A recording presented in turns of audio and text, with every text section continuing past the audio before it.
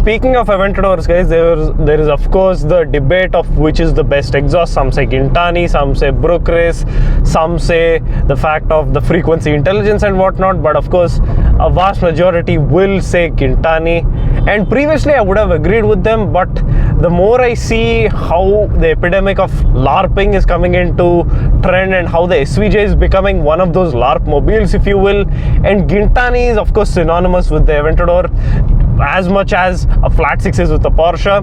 If you ask me, guys, the clean original soundtrack of the Aventador, i.e. the exact unvalved exhaust that we got in the LP700, is peak soundtrack of the Aventador. Nothing beats it. Not the Gintani, not the Brook Race exhaust, not the frequency intelligence, nothing. The original soundtrack, the original sound that I grew with, the exact sound that I heard on the initial review of the Aventador by Top Gear by Richard Hammond himself. I remember watching that video hundreds of times, and I only watched the segment of it launch controlling off of the line and it going absolutely berserk on the line and absolutely listening to that pure eargasm on its own, because that original soundtrack shaped many generations on its own. Oh, nice, a VW bug right there.